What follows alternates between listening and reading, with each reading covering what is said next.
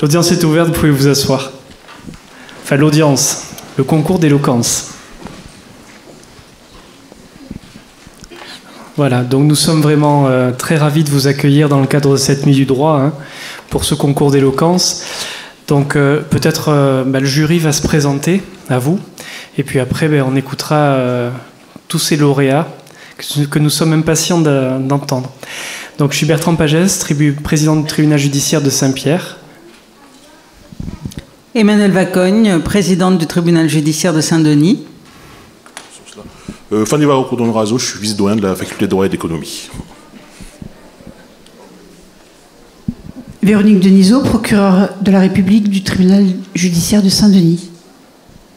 Caroline Calbeau, procureure de la République au tribunal judiciaire de Saint-Pierre. Jean-Baptiste Seub, professeur de droit à la faculté de droit et d'économie de Saint-Denis. Cathy Pomar, je suis maître de conférence habilité à diriger les recherches, donc en droit privé sciences criminelles, à la faculté de droit et d'économie de l'Université de La Réunion. Pascal Puy, ça marche, oui. Pascal Puy, je suis professeur à l'Université de La Réunion et non pas seulement de Saint-Denis, comme mon collègue Jean-Baptiste. Laurent Payen, bâtonnier de l'Ordre des avocats de Saint-Denis. Séverine Ferrante, bâtonnier de l'Ordre des avocats de Saint-Pierre. Donc je vais suivre, donc merci à toutes et tous.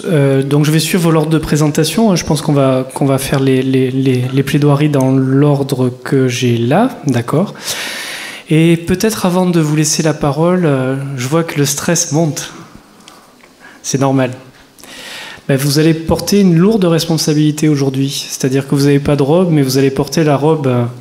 Vous êtes l'avocat d'un jour. Peut-être après, j'ai vu que certains d'entre vous souhaitaient être avocat, mais vous allez vous rendre compte de toute la difficulté que ça peut constituer de convaincre un tribunal, de convaincre un jury, en utilisant les bons arguments, en utilisant le ton juste.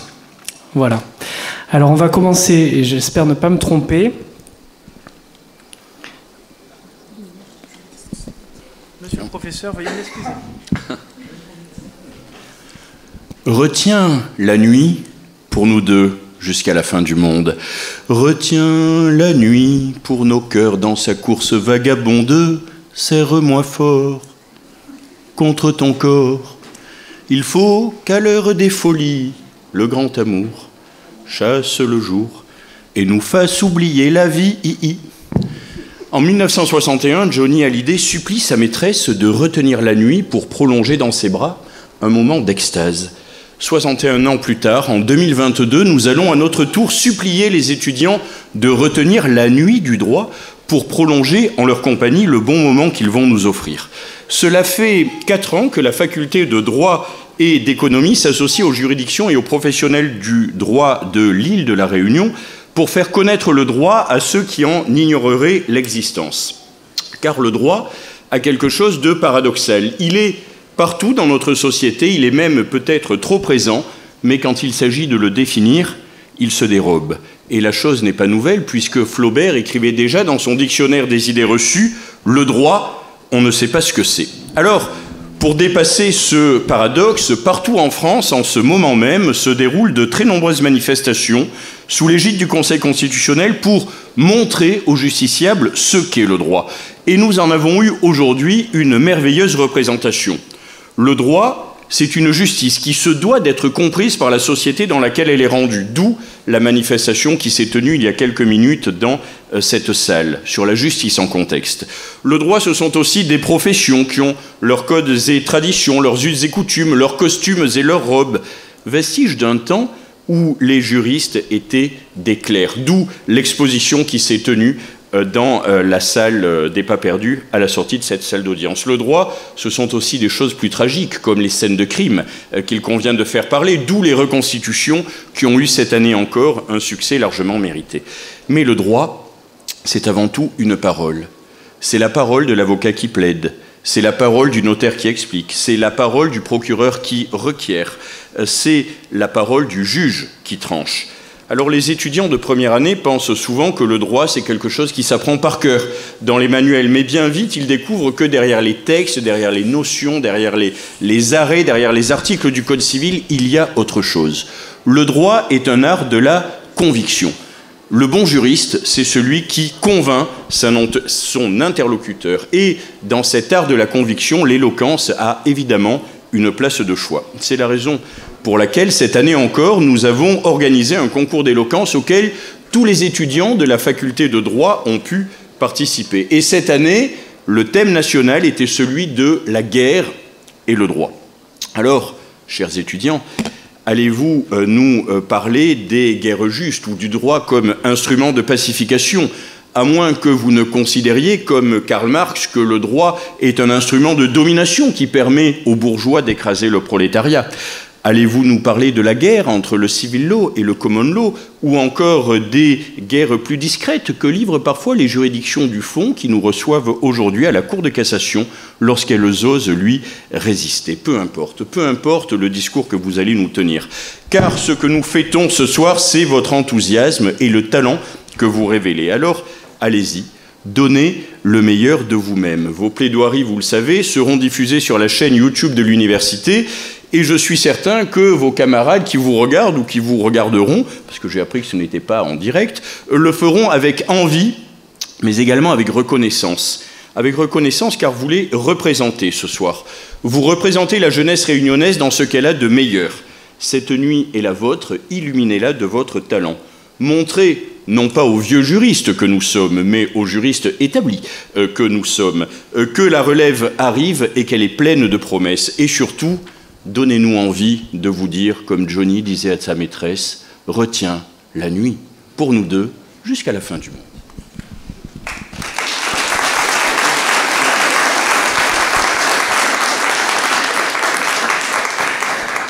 Merci beaucoup, monsieur le professeur. Donc, je n'ai pas les mêmes qualités vocales que vous, mais maintenant, c'est à votre tour d'allumer le feu, on va dire. Donc la première personne qu'on va entendre, je crois que c'est les premières années de licence en droit, et sur le sujet « Existe-t-il un droit à la paix ?» Je ne me trompe pas ?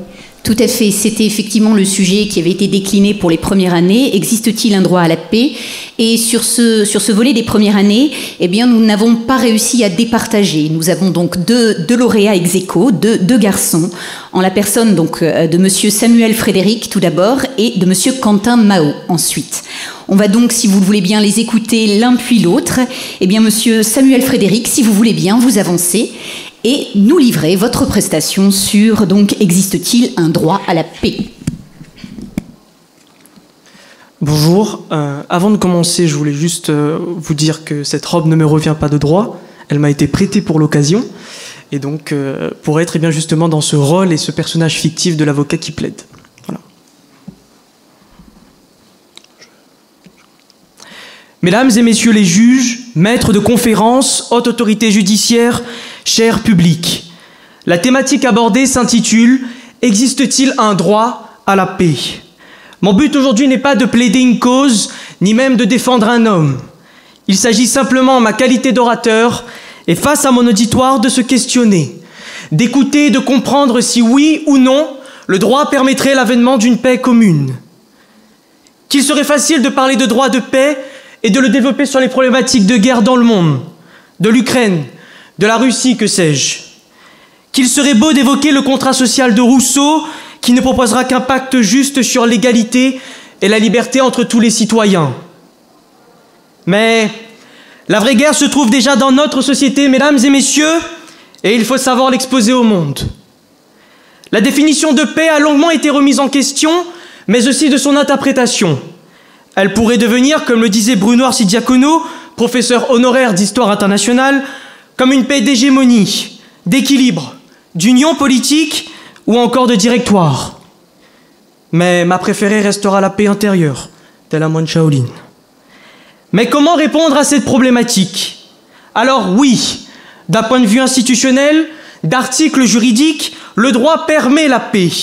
On pourrait citer les Nations Unies et leur mission de maintenir par le droit la paix à travers le que la sécurité internationale. Que que des articles de loi constitutionnelle, pénales et même pénales internationales garantissent des condamnations et puissent imposer un cadre afin de ne pas tomber dans l'anarchie, assurer une paix stable. Mais, mesdames et messieurs, ne nous voilons pas la face. Ne soyez et ne soyons pas crédules. Des hommes et des femmes en robe noire et rouge prétendent en rendant justice rendre un droit pour la paix.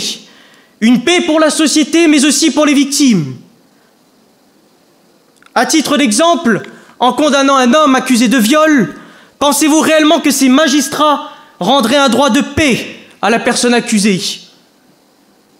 Je vous l'avoue et je vous l'accorde, cette condamnation résoudrait tout, mais elle laisserait derrière un chaos familial, une mauvaise image.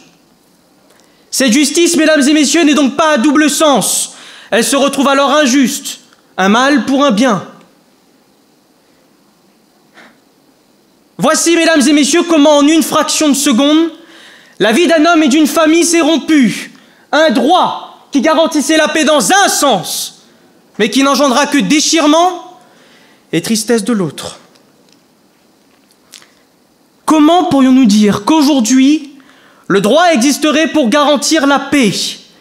C'est de ce droit-là que, mesdames et messieurs les juges, vous prônez. C'est de ce droit-là que, mesdames et messieurs les maîtres de conférences, vous nous enseignez. Mais quelle honte! Mais quelle honte! Oh oui, j'oubliais. Beaucoup d'écrits et de mots pour peu d'actions. Un droit qui mènerait à la paix, mais qui laisse encore des traces de haine et de violence.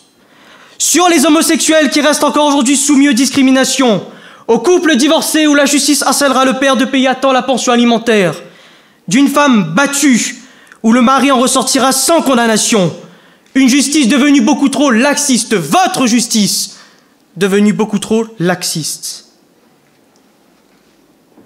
C'est donc ce droit, cette justice qui garantirait la paix, un droit à la haine et au mépris, moi je pense. Que laisserons-nous à nos enfants? L'image d'une société fondée sur la paix, l'écoute, la compréhension, le savoir-vivre, l'acceptation, ou plutôt nous laisser sombrer du côté obscur de la force? Je pense que nous sommes tous d'accord. Le droit est une force que l'État possède, que nous possédons, et qui serait bête de l'utiliser d'une mauvaise intention. Je crois en un droit et un système de paix. Je crois qu'il existe en chacun de nous une volonté d'écrire le futur et de continuer l'histoire, d'agir pour des causes qui nous semblent justes et garantir la paix par les lois, l'innovation et le désir de vouloir améliorer les choses. Mesdames et messieurs, ne nous contraignons pas, ne nous restreignons pas. Je crois en une France qui impose de sa fraternité pour entretenir la paix entre les communautés religieuses, les couleurs de peau et les origines. Je suis fier de mon drapeau. Des droits qu'elle m'offre et d'une qualité de vie qui n'est pas présente dans tous les pays. Alors, mesdames et messieurs, et chers publics, je l'affirme, oui, il existe un droit de paix, mais ce droit reste encore une quête de sens. Ce droit devient alors imparfait. Je terminerai avec une citation de Jean-Paul II, je vous la cite. « La paix est de plus en plus clairement perçue comme le seul chemin vers la justice. Et personnellement, j'y rajouterai, encore faut-il que la justice trouve ce chemin. » Merci.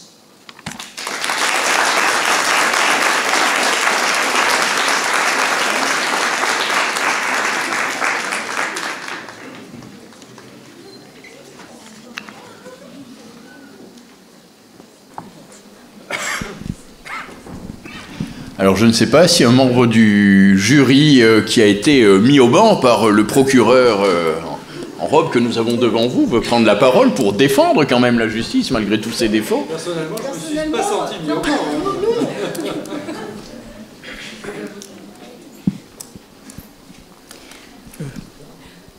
Moi, j'aurais peut-être une observation suite à votre plaidoirie. Vous avez eu la gentillesse de me confier que vous étiez quelqu'un de passionné. Ça s'est vu. Et moi, je suis toujours épatée par votre capacité à vous jeter à l'eau. Vous êtes en première année. Ce n'est pas si évident que cela, finalement, quand on y réfléchit, d'oser franchir le cap, de nous proposer comme ça une plaidoirie qui soit en plus passionnée et convaincue. Donc moi, je vous adresse toutes mes félicitations. Merci. Oui, également une petite observation. C'est vrai que j'ai écouté votre plaidoirie avec attention, et quelle énergie. Quelle énergie. Sur le fond, on pourra en discuter des heures et je ne vais pas passer trop de temps là-dessus. Mais en tout cas, je vois que vous êtes passé de la sagesse du moine Shaolin au côté obscur. Restez plutôt du côté de la sagesse du moine Shaolin, s'il vous plaît. Encore que le fait de brutaliser parfois les magistrats n'a rien de négatif. Je vous rassure, vous portez déjà une très belle robe. Toujours le faire avec mesure et avec les mots choisis comme vous l'avez fait, c'est très bien. Merci. Merci, et on enchaîne, si vous voulez bien, avec le deuxième lauréat de première année, Monsieur Quentin Mao, donc sur la même thématique. Existe-t-il un droit à la paix ?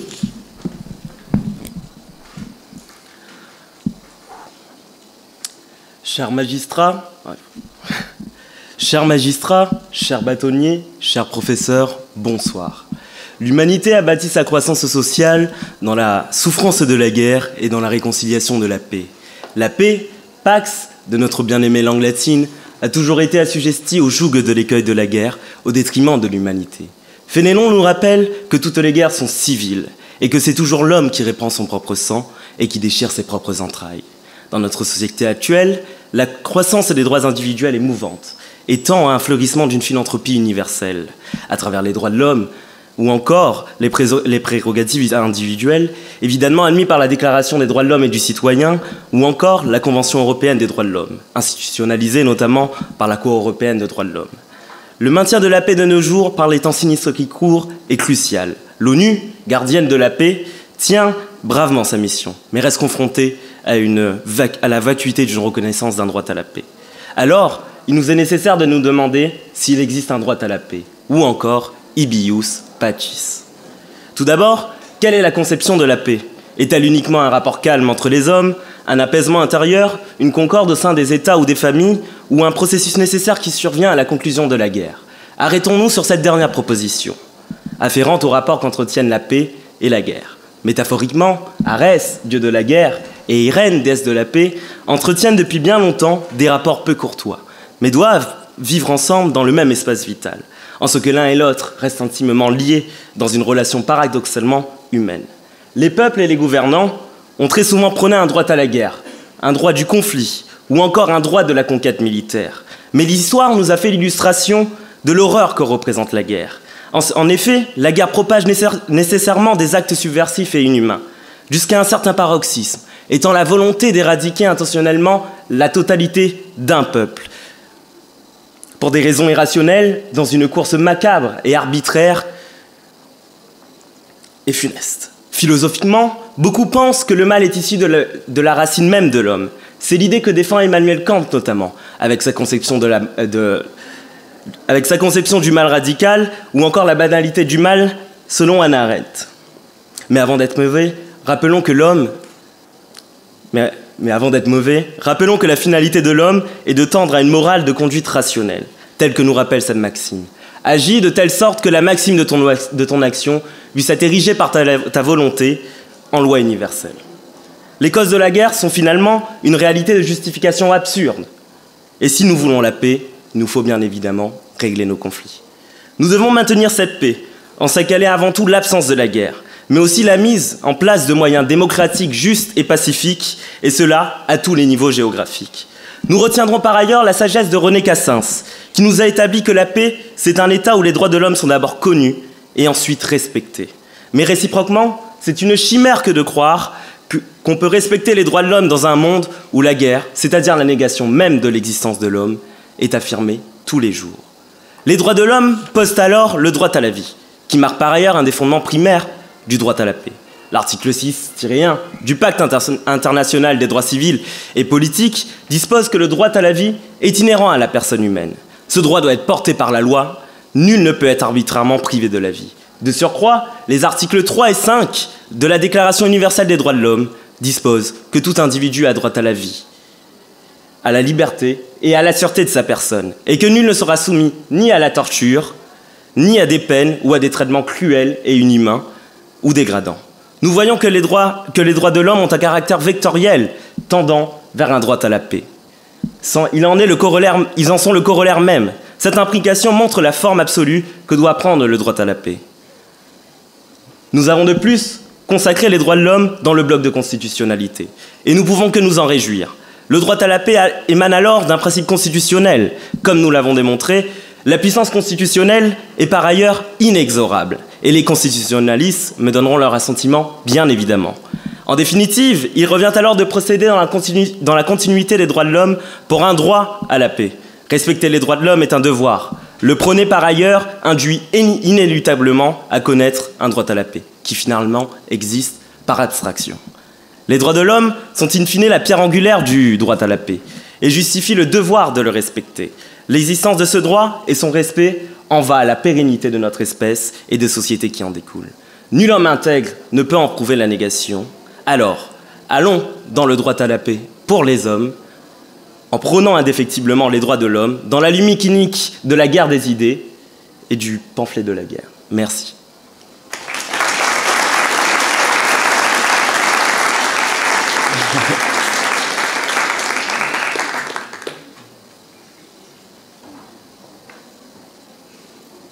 Merci beaucoup de votre intervention où on voit que vous êtes un homme de culture, parce que vous avez cité Fénelon, Arès, Kant, Hannah Arendt, Cassin, René Cassin. Vous avez fait une plaidoirie pour les droits de l'homme en disant, je vous cite, qu'ils étaient un vecteur tendant vers le droit de la paix. Mais on peut aussi penser parfois que les droits de l'homme n'ont pas que du bien. Les droits de l'homme conduisent à une sorte de pulvérisation du droit objectif. Et bien souvent, les individus invoquent leurs droits qui seraient violés en perdant totalement de vue le bien commun, le bien général. Donc on enseigne évidemment les droits de l'homme, mais il faut être conscient des vices que Carbonnier leur prêtait déjà et des dangers que Carbonnier soulignait déjà. Mais en tout cas, mille bravos de votre plaidoirie. Et peut-être auriez-vous pu réfléchir aussi, puisque vous aimez le latin, hein, je l'ai bien constaté, à l'adage « si vis pacem para bellum ». Si tu veux la paix, prépare la guerre. Donc paix et guerre sont intimement liés. En tout cas, merci beaucoup. Merci.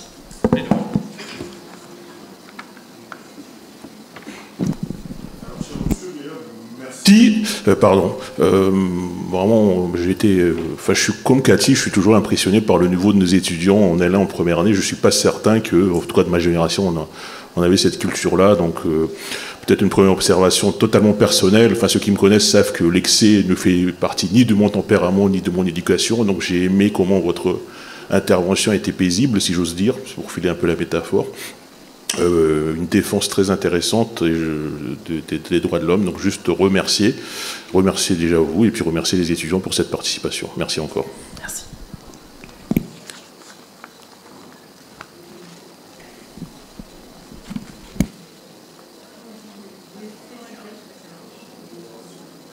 Ouais, c'est bon. Alors, je voulais vous faire féliciter parce que j'ai trouvé justement, moi j'aime bien le côté assez rationnel, et cette démonstration, cette force des mots, et c'est ça qui permet aussi la paix, et c'est ce qu'on voit dans un tribunal, c'est la rationalité et le raisonnement que vous avez pu suivre.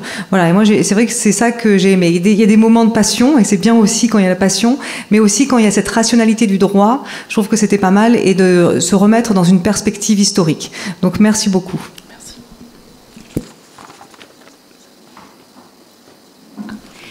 Merci monsieur. Donc vous le voyez, il y avait deux lauréats au coude à coude avec des personnalités, des prestations extrêmement différentes et il nous a semblé courageux de ne pas les départager. Donc voilà comment nous sommes arrivés à cette décision courageuse qui consiste à encourager tous les styles. Merci beaucoup monsieur. Merci. Sans transition, on va continuer, si vous le voulez bien, avec les étudiants de 2e année.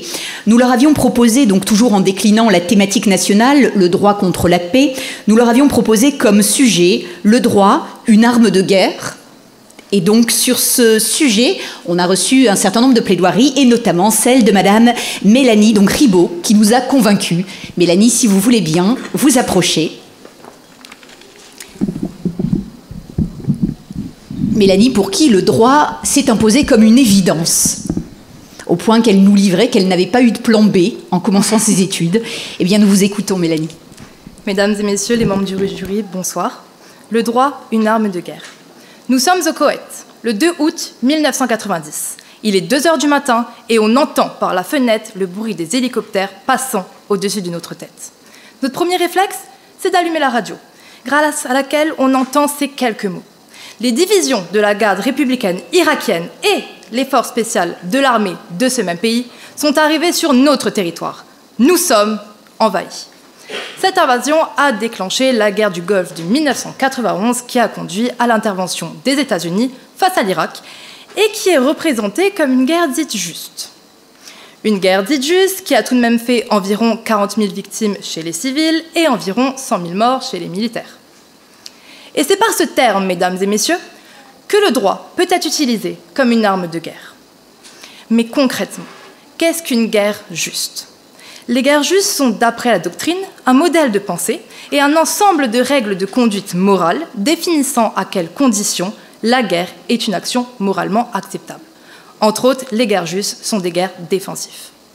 À ce propos, le philosophe Thomas d'Aquin aborde certains critères qui permettent l'usage de cette force armée. Par l'adage causa justa, la cause doit être juste, et intentio recta, le but doit être de faire triompher le bien commun. En remettant les choses dans notre contexte, lors de la guerre du Golfe de 1991, c'est l'intervention de l'ONU, mettant sur pied une coalition internationale dirigée par les États-Unis, pour chasser les troupes irakiennes et permettre au Koweït de recouvrer sa souveraineté, qui va être légitimée et déclarée comme moralement acceptable. Maintenant, faisons ensemble un saut dans l'espace et dans le temps. Nous nous retrouvons en 2021. Le régime taliban a pris le contrôle de l'Afghanistan. Ici, la présence des forces de l'OTAN a été nécessaire, car en se retirant, l'OTAN risquait de plonger l'Afghanistan dans une situation encore plus chaotique qu'elle ne l'était déjà.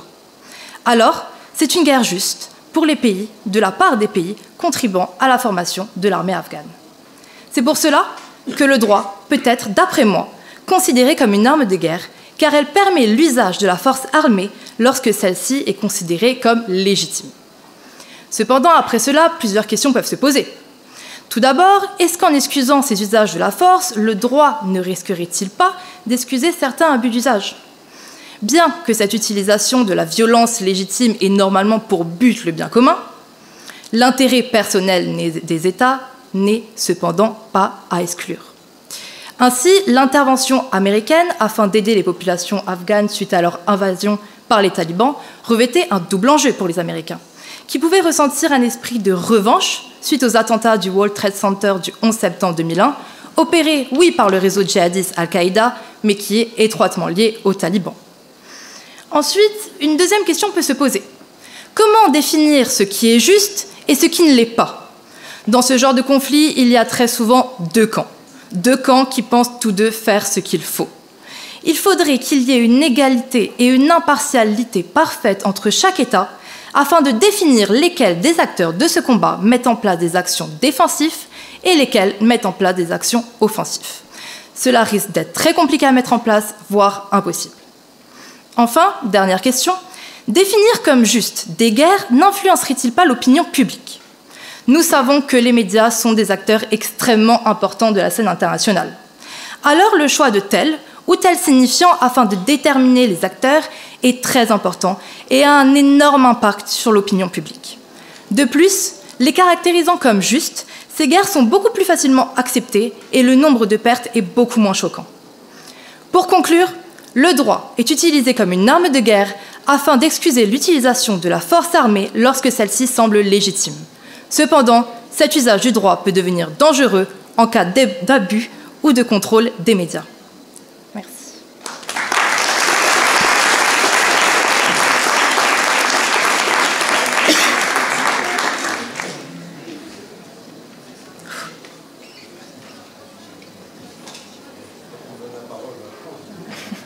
n'y a pas de problème, mais j'ai beaucoup apprécié votre réflexion, voilà, qui m'a paru assez profonde, assez creusée, assez réaliste. Après, chacun, bien entendu, peut avoir ses idées en la matière.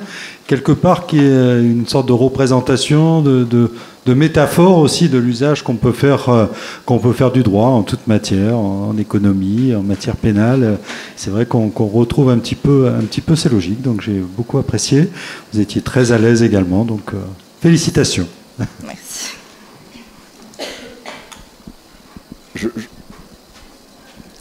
Vous avez fait une très belle démonstration. J'apprécie d'autant plus que vous partez d'exemples concrets et vous ancrez le droit dans le réel.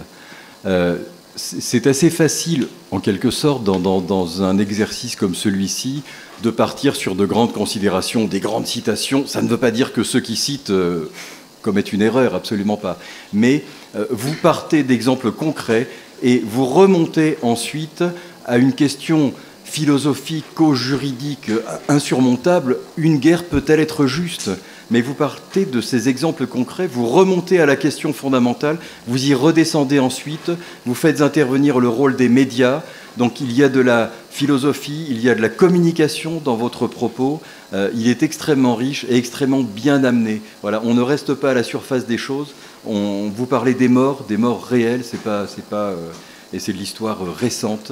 Donc je trouve qu'il y a vraiment beaucoup de talent, et vous montrez in fine que la qualification d'une guerre juste est au fond un exercice de communication, si je vous ai bien compris. C'est vraiment ça, ça n'est que de la com, et derrière le risque d'abus est omniprésent. Mais bravo pour la manière de mener cette démonstration. Encore une fois, aller du concret vers l'abstrait et suivre ce chemin sinueux, c'est sans doute la meilleure des choses. Bravo. Merci. Peut-être juste une dernière observation, en tout cas de ma part, c'est assez agréable quand on détermine des sujets à destination des étudiants, d'être surpris par leur traitement. Et je vous avoue honnêtement, quand on a discuté ensemble des sujets et quand on s'est arrêté sur le droit, une arme de guerre, je n'imaginais pas du tout le contenu que vous nous avez proposé. Et c'est extrêmement séduisant d'être surpris et emmené ailleurs que là où on s'attendait à aller, et d'entrer avec vous dans votre raisonnement et de vous suivre et de se dire, bah oui, finalement, on est séduit. Donc voilà, bravo aussi pour ça, pour la surprise, en tout cas en ce qui me concerne. Merci. Si ça convient à tout le monde, on va vous libérer, mademoiselle, et avancer sur le sujet des L3, puisqu'il fallait donc proposer un sujet aux étudiants de L3. Le sujet qui a été donc déterminé, c'était le droit enterre-t-il la hache de guerre? Et sur cette thématique, donc, nous avons eu là encore deux ex-aequo qui se sont imposés à nous, en la personne donc d'abord de Madame Émilie Waro et également de Monsieur André-Nicolas Strackmann. Donc je vous propose de les écouter et on va commencer, si vous le voulez bien, par vous, Madame Waro.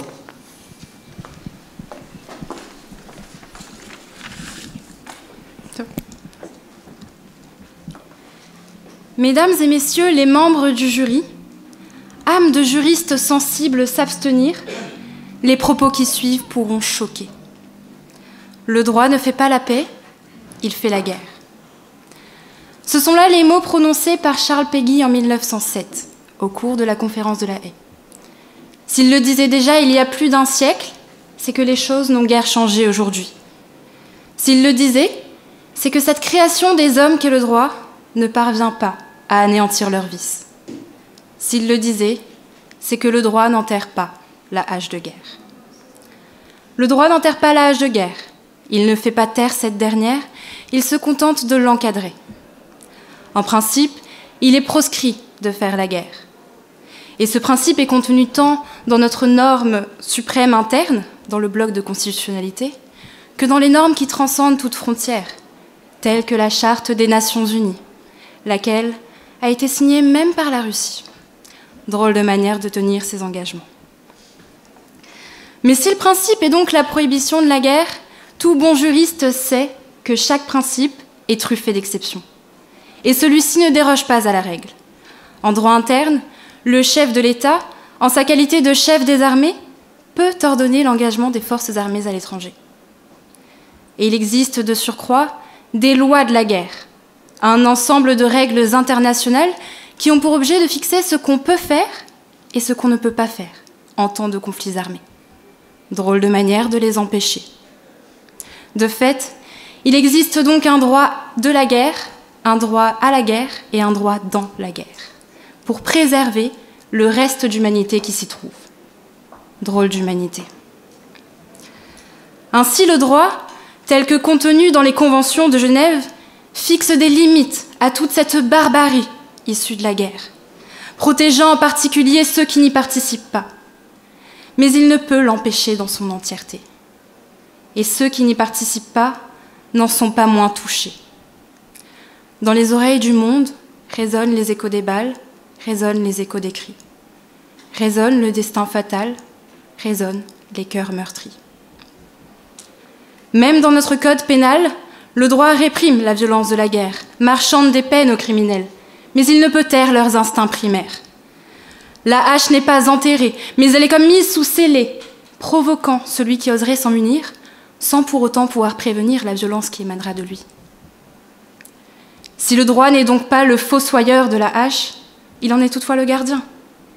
Mais c'est un gardien qui peut être déjoué, en ce qu'il n'est que le fruit d'accords, soumis au bon vouloir des hommes, tout-puissants, qui y dérogent quand bon leur semble. Quand leur ego touché est un effroi bien plus grave que des populations meurtries.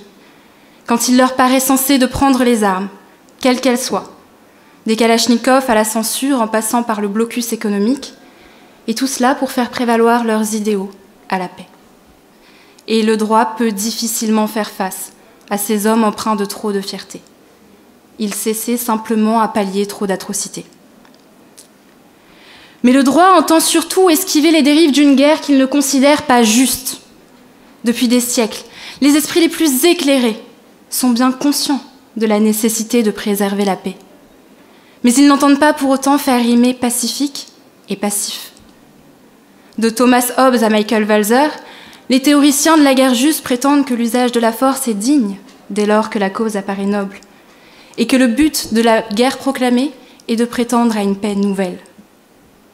Les chemins juridiques sont alors paradoxes, lorsque le droit réprime fortement le recours à la guerre, tout en le louant, lorsqu'il tente à mener à son contraire. Mesdames et messieurs, le droit n'enterre pas la hache de guerre. Il la garde précieusement. Il rend son recours moins accessible. Il réprime ceux qui en abusent. Alors, bien que sacré pour notre présente assemblée, louons d'ores et déjà ce qu'il fait, mais ne lui prêtons pas des allures qu'il ne peut revêtir. Le droit n'est qu'une arme parmi tant d'autres. Et tout ce que nous pouvons souhaiter, c'est que cette arme soit la seule utilisée.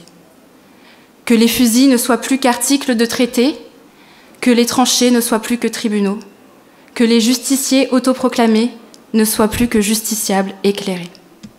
Merci.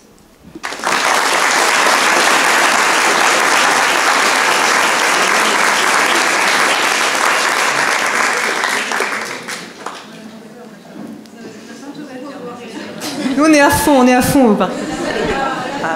Alors, voilà. J'ai la chance, là, je prends la parole pour vous. Je vous adresse mes très sincères félicitations. Je crois que vous nous avez captivés. Vous avez, avec beaucoup de douceur, abordé des sujets qui sont difficiles et vous avez, malgré cette douceur, transmis beaucoup de force dans vos propos. Ça, je crois que cet équilibre-là, compte tenu du sujet que vous avez abordé, vous avez parfaitement réussi cet exercice de mon point de vue. Je vous adresse mes très sincères félicitations. Merci. Ouais, juste rapidement, moi j'ai aimé l'accroche, il y avait vraiment l'accroche directement, la conclusion aussi, c'est vraiment très abouti, et puis c'est sensible, il y a beaucoup d'humanité, moi c'est ça que j'ai aimé, et que vous ayez aussi parlé des limites du droit, des limites de la justice qui ne peut tout prévenir. Voilà, et ça je trouve que c'était vraiment intéressant d'aborder comme ça. Voilà, merci beaucoup. Merci à vous. Alors, c'est la première fois que je me livre à ce genre d'exercice. Et alors, avant de parler de vous, je vais dire qu'effectivement, je suis assez impressionnée par l'ensemble de vos prestations, et on ne les a pas toutes vues, par votre courage de prendre la parole devant une assemblée comme celle-là, à vos âges respectifs. Je pense qu'à votre âge, je n'en aurais certainement pas été capable. Quant à votre intervention, Je dirais que je ne pourrais pas parler aussi bien que le parquet, bien sûr, parce que je n'ai pas l'habitude, moi, magistrat du siège, mais j'ai été vraiment charmée par vos propos, que j'ai trouvés très mesurés, très bien construits, très bien écrits et très bien dits. Voilà, je ne peux que vous féliciter pour ça, pour la profondeur et pour la beauté de l'énoncé. Merci beaucoup. Je pense qu'on est d'accord, hein, félicitations. Merci. Je vous ai vu assise tout à l'heure extrêmement stressée. On vous voyait un petit peu tremblotante au niveau des mains et vous n'avez rien laissé paraître.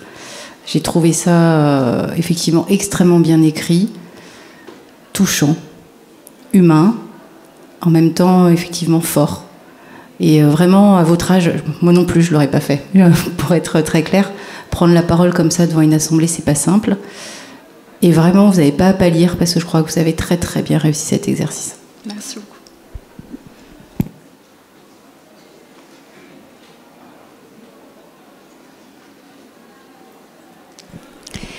Merci beaucoup, madame. Je pense en plus savoir que vous aviez eu un parcours un peu délicat la semaine dernière. Donc, en tout cas, merci d'être présente avec nous.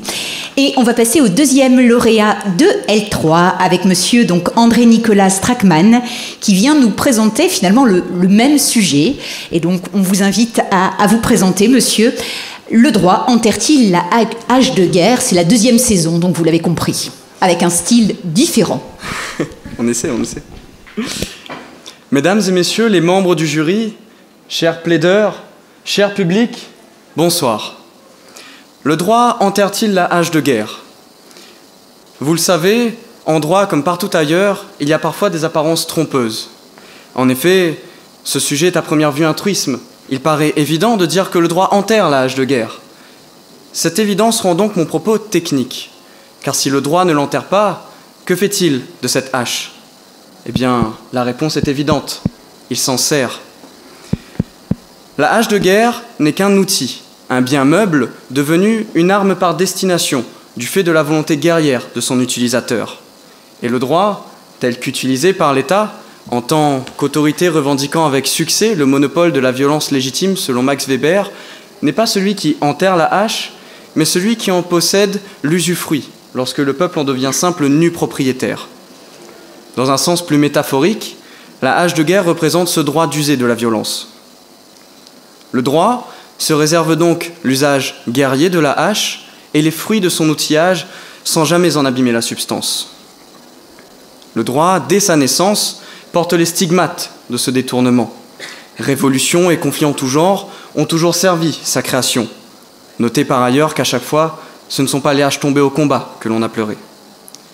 Durant sa vie, courte ou longue, le droit est le nid d'innombrables conflits. Ayant généralement pour but de faire valoir tel ou tel droit, les litiges juridiques sont pour moi l'exemple parfait de cette démonstration. Car le droit, comme vous le savez et comme c'est le cas en France, crée et résout des guerres dans ces champs de bataille qu'il appelle tribunaux. En ces lieux prennent vie de véritables joutes oratoires, faites par des juristes armés de haches rouges d'alose. Les juristes, pour le droit, sont de mini-bûcherons. Quand on fait appel à eux, ils sortent d'abord leur hache, leur outil avec lequel ils façonnent nos vies, le droit. Puis, pour défendre ce droit, ils saisissent alors leur arme, leur hache de guerre, le droit. En vérité, si le droit enterrait la hache de guerre, il se retrouverait alors dépossédé de toute sa puissance, de tout son monopole de la violence légitime, et même, j'irais jusqu'à dire, de toute son utilité. Car s'il n'y a plus de guerre, ni de droit, ni de litige que le droit peut régler, alors on inventera autre chose. Le droit est dépendant de l'existence de cette hache, à la fois pour vivre et pour se défendre. Peut-être donc qu'il est justifié que cette hache de guerre ne soit pas enterrée, que cette hache soit à la fois l'outil et l'arme dont le droit se doit de disposer librement. Car comme une épée de Damoclès, le droit se balance au-dessus de nos têtes, guidant chacun de nos pas, et déambule le long de nos frontières pour préserver sa pépinière. Si le droit enterrait cette hache, cela reviendrait à un suicide, eu égard premièrement à sa légitimité interne, mais également au regard du droit international avec la réelle politique. Et ce n'est pas du bluff. Le droit ne peut pas se permettre d'enterrer la hache de guerre. Alors à la place, il la nettoie, il la lustre et l'affiche dans une belle vitrine cadenassée avec pour épitaphe à utiliser en cas de besoin. La situation métaphorique ambiguë de la hache, tantôt l'outil, tantôt l'arme du droit, fait se demander s'il ne s'agit pas là finalement d'une seule et même chose. Comme une sorte de constatation contre-intuitive digne d'un grand Debé où le droit et la hache ne feraient qu'un. Car le droit, vous le savez, est malléable. Au gré des besoins évolutifs de sa société, il alterne comme la hache entre outils et droit. Mais s'il ne se confond pas avec sa hache, n'en est-il pas moins que le droit en est tributaire?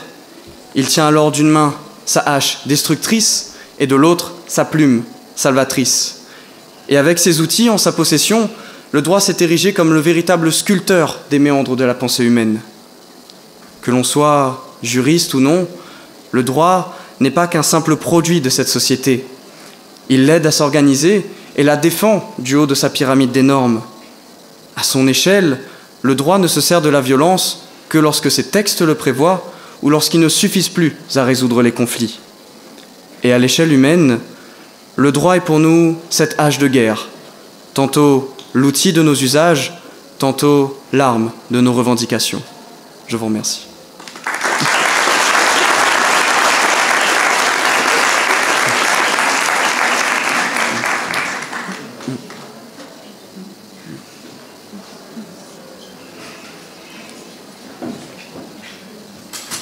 Voilà, bravo pour votre plaidoirie. C'est vrai que j'ai beaucoup apprécié la façon dont vous avez amené cette question qui est essentielle en fait et qui est particulièrement importante aujourd'hui parce qu'elle fait partie de la déclaration des droits de l'homme et du citoyen, l'usage légitime de la force. Et cet usage légitime de la force que vous avez su entourer de plein de métaphores assez agréables de construction. C'est vrai que nous sommes les juristes tout le temps en chantier, en cours de chantier. Voilà, donc merci pour votre présentation qui était très agréable. Monsieur Strackmann, votre présentation était effectivement très agréable, très riche. Vous avez le sens de la métaphore, c'est très clair. Peut-être un peu trop, mais enfin finalement vous nous faites voyager dans votre univers un peu virtuel, avec les mini-bûcherons, avec la hache rouge d'Allos. Vous oubliez la bleue quand même, ne l'oubliez pas, elle est aussi très utile. Avec ce juriste ce droit qui illustre sa hache à n'utiliser qu'en cas de besoin. Vous avez également le sens du plan en deux parties. Tantôt outil, tantôt arme, j'en ai oublié d'autres, la hache destructrice, la plume salvatrice. Vous avez le sens de la rime, tout comme votre prédécesseur, Madame Moirot. Donc le sens de la rime, vous l'avez, vous avez le sens du rythme, vous avez un ton posé, c'est vraiment très agréable et très intelligent, bravo.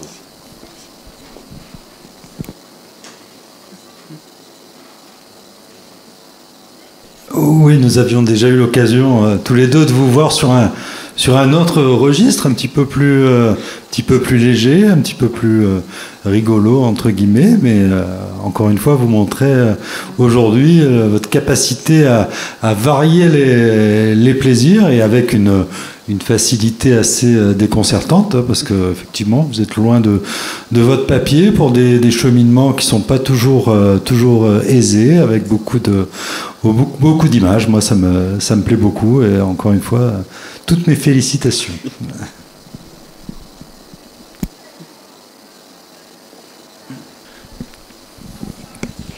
Merci monsieur, et je trouve que vous avez effectivement un joli sens de la mesure pour quelqu'un qui souhaite éventuellement devenir magistrat. C'est un appel aussi du pied, voilà, subtil, vous en conviendrez.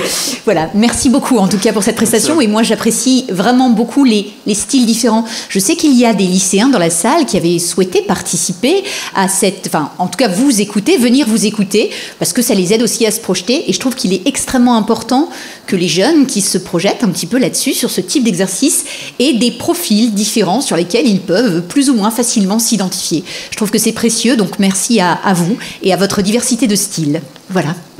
On va, si vous le voulez bien, poursuivre avec les Master 1. Le sujet qui était proposé aux étudiants de Master 1, c'est le droit est-il en guerre? Et sur cette question du droit est-il en guerre, eh bien, on a une lauréate en la personne de Marie Fert, donc, qui avait déjà eu l'occasion de s'exercer finalement au concours de plaidoirie, puisqu'elle nous a confié avoir déjà participé au concours de plaidoirie lycéen au mémorial, à propos du mémorial de Caen, si je ne m'abuse. Et donc c'est une petite récidiviste, finalement, que nous accueillons aujourd'hui sur cette thématique. Donc le droit est-il en guerre? Nous vous écoutons. Merci. Ab imo pectore, du plus profond de mon cœur, le droit. Le droit est le souverain du monde, comme le résumait Mirabeau. Comment pourrait-il alors servir le plus fort? Le droit sert le juste. Et existe-t-il quelque chose de plus injuste qu'une guerre? Le droit n'est pas. Il ne se personnifie pas. Il s'apprécie à la lumière des combats que nombre de peuples ont donnés pour qu'il puisse exister et ne plus jamais avoir à recommencer. Il est le fondement de tout, de nos démocraties, de nos sociétés, de notre monde, et je réfute l'idée qu'il puisse être la cause d'insurrection. Car moi, lorsque vous me parlez de guerre, j'imagine les tranchées de Verdun, j'entends le bruit sourd des obus, les gémissements de mutilés sur le front. Je crois entendre l'aiguille du tatoueur d'Auschwitz, les cris, les pleurs, la peur. Mais moi, lorsque j'entre dans un amphithéâtre de la faculté de droit à 8h du matin, je ne vois pas cela. Je vois certes quelques étudiants fatigués, cernés, mais déterminés, qui ont essuyé de nombreux échecs, se sont toujours relevés. Et si un jour ils sont entrés en guerre, c'est pour devenir la meilleure version d'eux-mêmes. Moi, lorsque j'entre dans un amphithéâtre, je vois des professeurs habités, ayant réponse à toutes nos questions. Des professeurs qui ne forment pas des soldats, non, mais des futurs magistrats, des juristes aguerris, des avocats, des notaires, des commissaires. Les seules armes qu'on nous donne sont celles dont on aura besoin pour répondre efficacement aux problèmes juridiques de citoyens. Moi, lorsque j'entre dans un amphithéâtre, je me rappelle le choix que j'ai fait il y a 3 ans. Les nuits blanches sur du droit administratif, les cas pratiques de droit pénal. Je me souviens ce choix, que je ne regrette pas. La promesse que j'ai faite de devenir un jour avocate. Je me souviens la raison qui m'a poussée au droit. Et cette raison n'a rien à voir avec une lutte armée, non. Cette raison, c'est la passion. Le droit n'a donc pas été créé pour être la justification à de sanglantes batailles. Bien au contraire. Si nous nous penchons quelques instants sur les textes, nous pouvons lire qu'il est à l'origine même de son interdiction. En ce sens, le paragraphe 4 de l'article 2 de la Charte des Nations Unies dispose que les membres de l'organisation s'abstiennent dans leurs relations internationales de recourir à la menace ou à l'emploi de la force, soit contre l'intégrité territoriale ou l'indépendance politique de tout État, soit de toute autre manière incompatible avec le but des Nations Unies. De plus, le préambule de la Constitution du 27 octobre 1946 dispose dans son 14e alinéa que la République française n'entreprendra aucune guerre dans des vues de conquête et n'emploiera jamais ses forces contre la liberté d'aucun peuple. Rien n'a donc jamais justifié qu'une guerre soit déclarée, que des hommes doivent quitter leur foyer, si ce n'est le désir chimérique de conquête de certains, et l'obligation pour d'autres d'y répondre. La guerre est à l'origine même de l'injustice, le contraire de ce que nous tous ici nous défendons. Il s'agit de la violation la plus extrême du droit et l'atteinte la plus grave à notre humanité. Inter arma silent leges. Au milieu des armes, les lois se taisent. Comment Cicéron aurait pu vous formuler une plus belle réponse à votre question? Il n'existe plus, au milieu de champs de bataille, de règles, de cadres, si des hommes sont amenés à se battre jusqu'à la mort, c'est que pour la paix soit déclarée. Et qui de mieux que le droit depuis des années pour l'assurer. Alors, si vous attendiez une réponse par la positive, je peux simplement vous dire que si le droit est entré en guerre, c'est contre la guerre elle-même. J'espère pouvoir prêcher des convertis, ou que du moins, j'ai pu vous en convaincre. Non, le droit ne servira jamais au conflit. Vous pouvez penser que ce n'est qu'un vœu pieux, que je suis folle, que je rêve de croire que, comme disait Giraudoux, chaque guerre est la toute dernière. Non, je suis simplement une étudiante qui a fait un choix. Le choix de croire que justice triomphera. Parce que j'ai choisi de croire en moi, en vous, en nous. J'ai choisi le droit. Merci.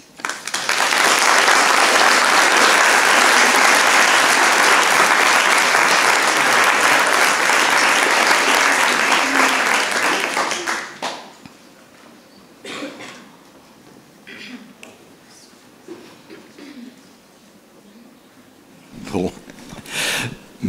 Madame Fert, vous plaidez avec beaucoup de talent, avec beaucoup de profondeur, avec beaucoup d'intensité et de conviction. Et j'ai énormément apprécié votre prestation. Au service de cet art oratoire, vous avez au moins deux qualités qui sont assez rares. D'abord, vous maîtrisez l'art du silence. Et c'est assez rare, surtout dans une situation qui est la vôtre, qui est quand même relativement inconfortable, on peut le dire, un peu stressante. Et quand on stresse, il est très difficile de laisser le temps, de laisser le silence. On vous écoute comme on respire, et on vous suit. Et donc ça, c'est une très grande force que vous avez, conservez-la et cultivez-la. Et votre deuxième grande qualité oratoire, c'est l'art de vous mettre en scène. Vous ne jouez pas un personnage, vous êtes Marie Fert et on écoute Marie Fert. On sait ce que vous pensez. Vous avez fait le choix du droit, c'est votre conclusion. Vous êtes engagé en droit par passion, suivant en cela les traces de Carbonnier. Et c'est vous qui parlez. Et donc ça donne beaucoup plus d'humanité, de profondeur à votre prestation. Bon, en revanche, j'ai un petit bémol quand même. Je trouve que vous employez fort mal vos nuits blanches à faire du droit administratif. C'est vraiment du temps perdu.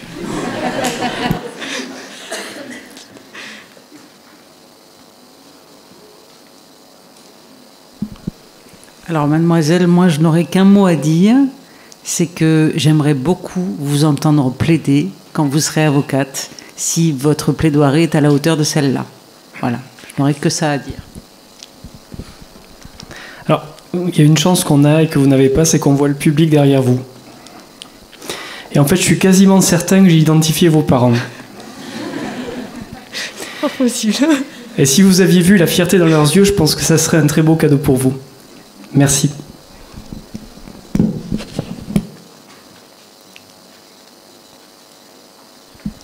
Effectivement, on vous remercie, Madame et Monsieur le Président, de signaler à l'instant. Je pense que c'est pour ces moments-là aussi que ça a du sens d'organiser ces événements, pour voir les familles, pour vous voir.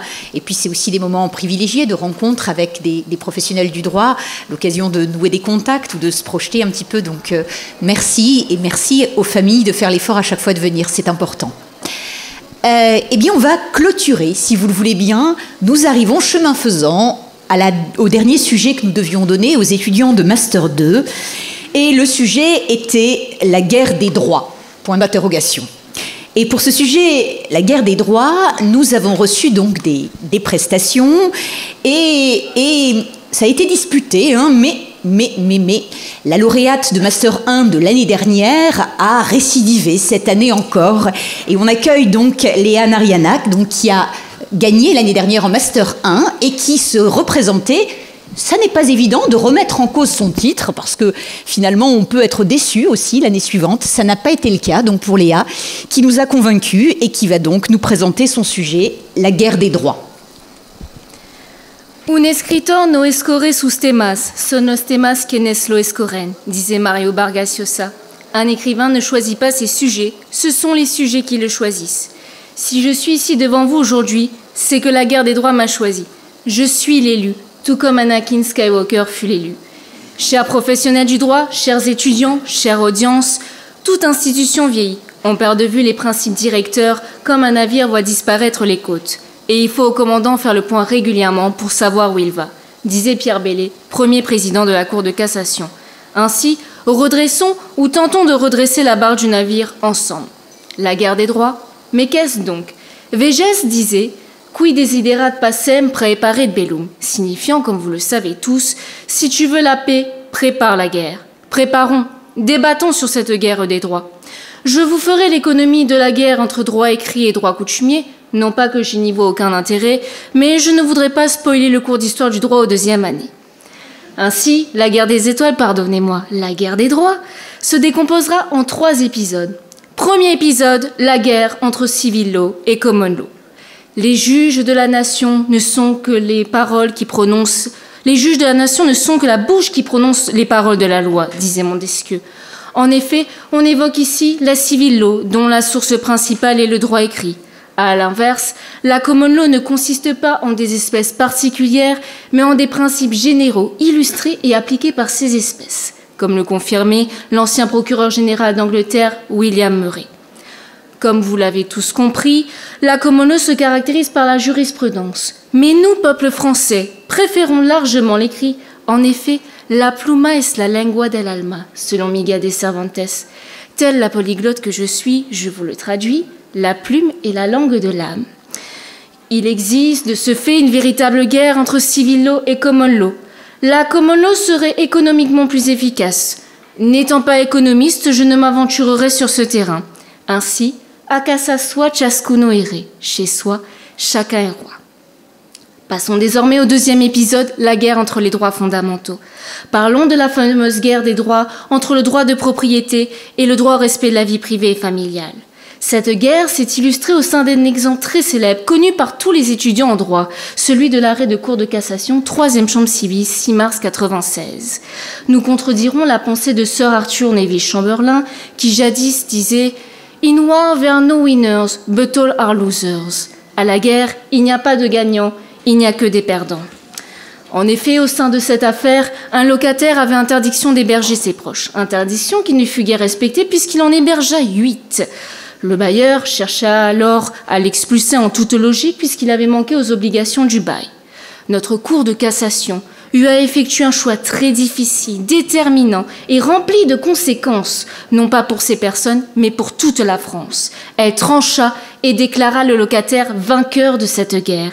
Elle avait considéré qu'on ne pouvait pas porter à son droit fondamental, qui n'était autre que le droit au respect de la vie privée et familiale. En revanche, si moi j'étais bailleresse, j'aurais pu invoquer mon droit de propriété, qui est aussi un droit fondamental. Vous serez d'accord avec moi, je le pense, ce contentieux autour des droits fondamentaux est certes récent, mais qu'est-ce qui conduit à des solutions grossières? Usus, fructus, abusus, n'est-ce pas notre célèbre devise française qui résonne au sein de nos cœurs patriotiques et que nous devons appliquer? Petite juriste d'1,62 m, je vous propose alors d'éviter une énième guerre entre les droits fondamentaux en élaborant une certaine hiérarchie ou encore en affinant les critères permettant de voir quel droit prévaudra sur l'autre. Seamos realistas y hagamos lo imposibles. Comme l'exprimait Che Guevara, soyons réalistes et faisons l'impossible. Enfin, le 3e et dernier épisode de la saga concerne la plus célèbre guerre de tous les temps, celle opposant les privatistes aux publicistes. En effet, le droit privé et le droit public sont les 2 principales maisons au sein des études juridiques. Malheureusement, ce ne sera pas le Choixpeau qui répartira les étudiants au sein de ces maisons, mais ce sera bel et bien à l'élève de la choisir. Ce choix sera déterminant pour la suite de sa carrière. Alors, dans quelle maison êtes-vous ? La maison des privatistes s'occupera des règles régissant les rapports entre les particuliers, tandis que la maison des publicistes s'adonnera aux règles concernant l'État et ses démembrements. Si seulement tu connaissais le pouvoir du côté obscur. Non, vous ne rêvez pas, c'est bien un publiciste et non Dark Vador qui va s'adresser à moi sur ce ton. Alors, tout comme Salvador Dali, je lui répondis « Ne craignez pas la perfection, vous ne l'atteindrez jamais. » Sa maison à lui sert l'intérêt général, tandis que la mienne sert les intérêts privés. Sa maison à lui offre les diplômes suivants: droit public, droit des collectivités territoriales, droit constitutionnel approfondi. Ma maison, quant à elle, présente les diplômes de droit pénal, carrière judiciaire et le meilleur diplôme de toutes les maisons, le diplôme justice, procès et procédure. Mais ici, sachez, chers professionnels du droit, chers étudiants, chère audience, qu'aujourd'hui, la guerre des droits n'aura pas lieu. Merci.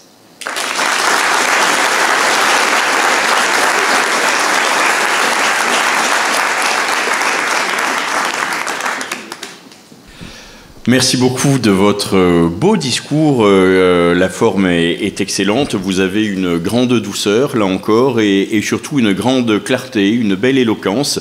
Vous nous avez proposé de redresser la barre dans une métaphore marine et de slalomer entre trois balises. Donc la première, c'est celle du civil law et du common law. La deuxième, c'est la guerre des droits fondamentaux. La troisième, c'est la guerre entre le droit public et le droit privé. Mais on a compris que pour vous, la guerre était déjà gagnée. Tout ce parcours maritime est émaillé de belles citations, d'une belle culture générale, mais également d'une belle connaissance en droit, puisque vous avez disserté sur des arrêts de la Cour de cassation, et également vous nous avez montré votre art dans les différentes langues étrangères. Eh bien donc je ne vous dirai qu'une seule chose pour ma part, bravissimo, en italien. Merci.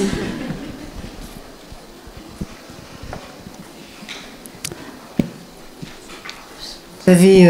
pardon, maître. Pardon, je vous laisserai la parole en dernier. Vous avez eu le courage de remettre en jeu, en quelque sorte, votre titre. C'est déjà un premier point de satisfaction et des félicitations que je souhaite vous adresser.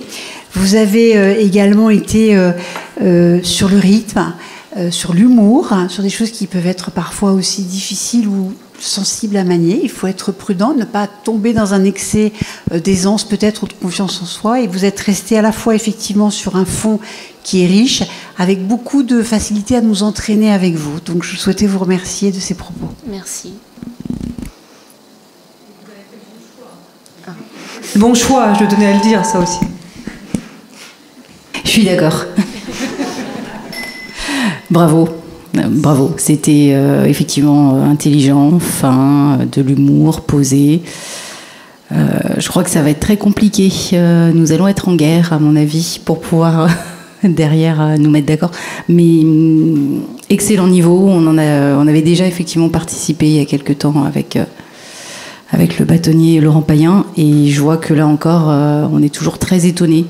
Pour tous, du niveau que vous pouvez avoir, de la facilité, en tout cas de l'impression de facilité que vous pouvez donner, parce que c'est pas un exercice simple et on en est conscient. Et vraiment, bravo. J'espère que les étudiants dans la salle, du coup, ça leur aura donné aussi envie et d'oser, parce que c'est souvent ça en fait, faire le premier pas, oser y aller. Et vous avez osé, vous avez tellement aimé que vous êtes revenu, vous avez remis votre titre en jeu, et vraiment, je suis pas étonnée que vous soyez là aujourd'hui. Merci.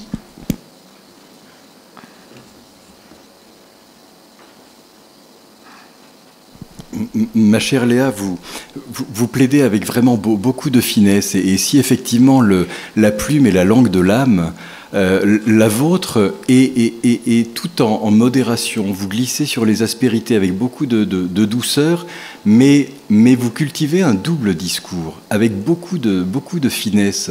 Vos citations vous trahissent, parce qu'elle témoigne d'une âme beaucoup plus révolutionnaire et beaucoup plus belliqueuse que vous ne voulez bien l'admettre.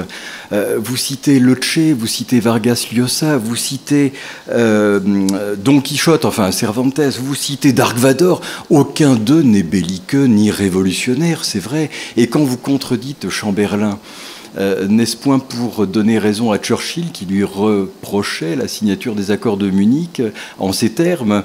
L'Angleterre avait le choix entre la honte et la guerre. Elle a choisi la honte, mais elle aura la guerre.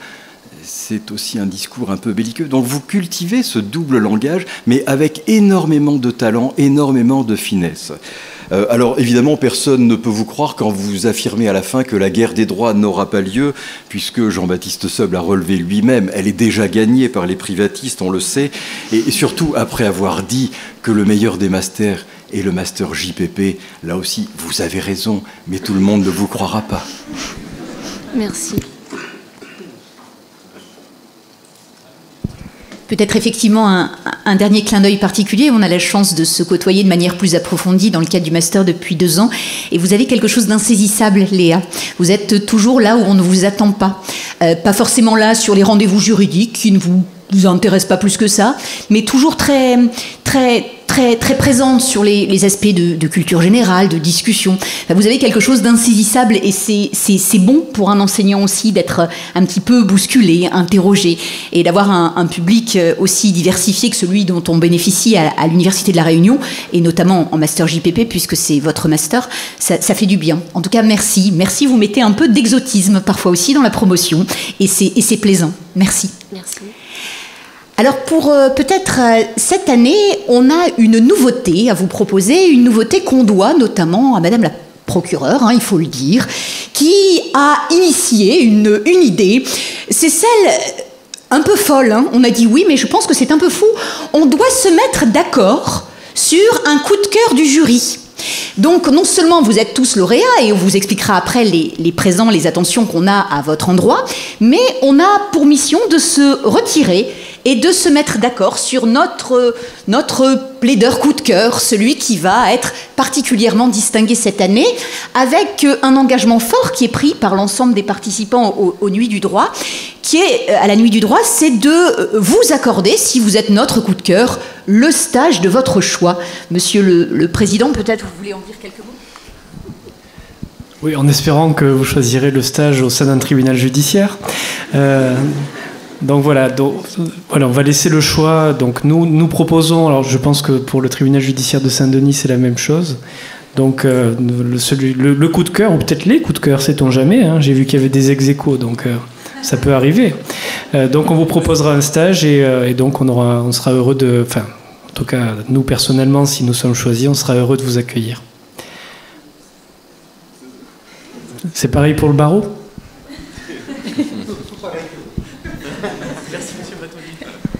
C'est ça, tel The Voice, vous aurez le choix de l'un d'entre nous. Et le barreau Saint-Denis ou Saint-Pierre, de toute façon, on sera heureux de vous accueillir. Et puis on ne vous en voudra pas si vous ne choisissez pas. Enfin... On n'a pas d'inquiétude.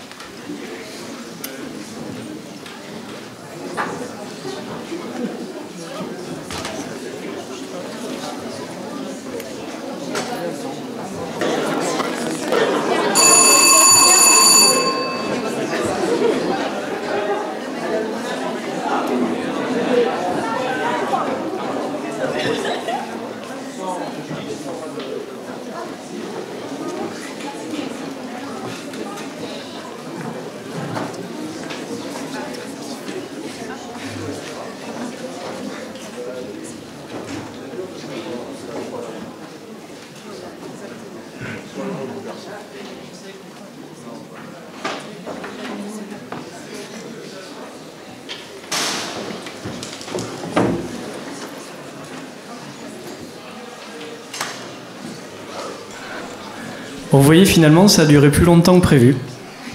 Ça a été très disputé. Et vraiment, avant d'annoncer le coup de cœur du jury, on souhaite vraiment vous remercier de la qualité des échanges, des plaidoiries ce soir. Et surtout, ce qui est vrai, c'est que ce qui est très touchant, c'est que vous avez chacun apporté une petite pierre différente avec vos styles différents. Et donc, en tout cas, moi, j'ai passé un excellent, à titre personnel, j'ai passé un excellent moment. Et donc, je vous en remercie. Je trouve que c'est vraiment quelque chose qui clôture avec panache cette journée, cette nuit du droit. Alors, the winner is... Donc, ça a été cacheté par huissier, enfin, le commissaire de justice. Par commissaire de justice...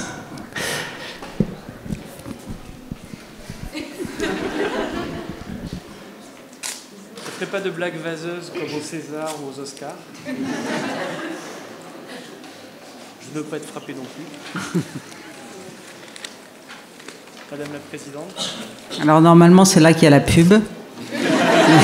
Mais on ne va pas le faire. Et donc le prix spécial du jury est décerné à mademoiselle Émilie O'Haraud.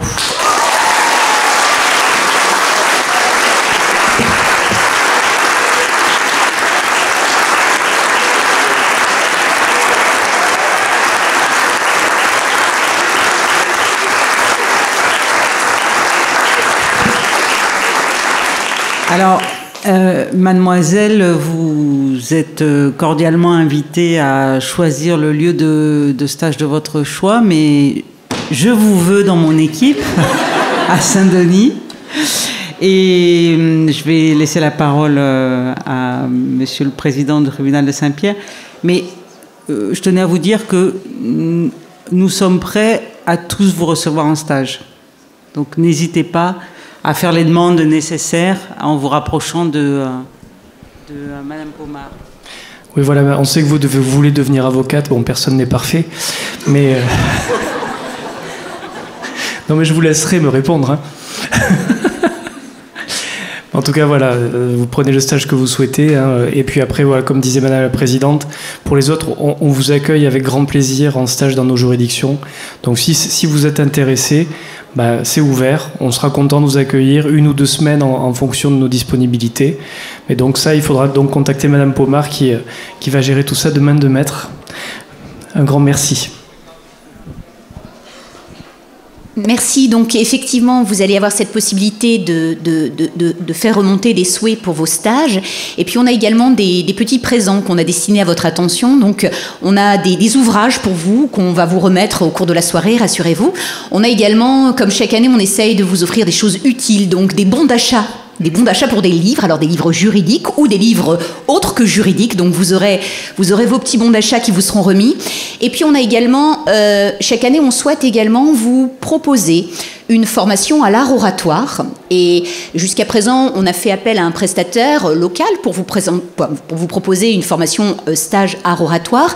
Et cette année, on a eu l'idée de faire venir donc un intervenant extérieur, donc qui va venir de métropole, spécialiste de la question de l'art oratoire, pour vous proposer sans doute courant décembre, quand vous serez un petit peu plus disponible, une formation, un atelier, rien que pour vous 7, donc pour vous perfectionner encore. Alors vous avez déjà beaucoup de qualités, mais je pense qu'on peut toujours effectivement aller de l'avant, donc un stage d'art oratoire qui vous sera proposé. Je terminerai cette manifestation, si vous le voulez bien, en remerciant tous les partenaires qui font que cette nuit du droit est possible, et le concours d'éloquence en particulier. Alors il y a au plan de l'université, donc la faculté de droit et d'économie, évidemment. Il y a le centre de recherche juridique. Il y a également la DAMAN, le service donc qui s'occupe de filmer notamment cette nuit du droit, ces concours de plaidoirie, pour permettre ensuite aux familles de visionner sur YouTube. Il y a également la DOFIP, le service d'orientation et d'insertion professionnelle, qui vous offre donc le stage d'art oratoire. Et puis, évidemment, tous les professionnels qui font que cette manifestation existe, les 2 juridictions, les tribunaux judiciaires nord et sud, les barreaux qui se sont associés, puis tous les professionnels, police, gendarmerie, tous ceux qui ont tenu des stands, animé les ateliers. C'est ça aussi la Nuit du droit, c'est un réseau de partenaires sur le territoire, et c'est toujours extrêmement précieux d'avoir cette dynamique-là. Je sais également que parmi vous, certains étaient peut-être intéressés par des stages police, gendarmerie ou autres. On peut peut-être aussi voir avec d'autres partenaires qui en étaient d'accord sur les rendez-vous de préparation. Donc voilà, il me reste à remercier tout le monde et à vous proposer, comme chaque année, si le jury en est d'accord, faire des photos avec les lauréats. C'est souvent un moment attendu. Donc on va vous proposer une petite séance photo avant de pouvoir aller vers le cocktail. Comme j'étais fripon, la parole peut-être à monsieur. Alors oui, personne n'est parfait. On était parti de là, je pense. Personne n'est parfait. Ouais. Content de voir que le président du tribunal respecte le principe du contradictoire, mais j'en doutais pas une seconde.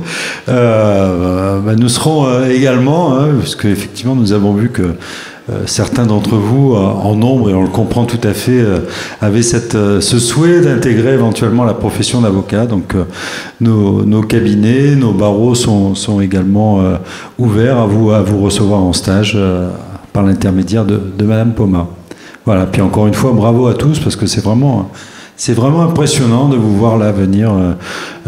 Quand on se rappelle, nous, même à nos débuts d'avocat, comme ça pouvait être laborieux quand nous devions prendre la barre, et puis ça l'est encore un peu parfois aujourd'hui. Donc bravo à tous.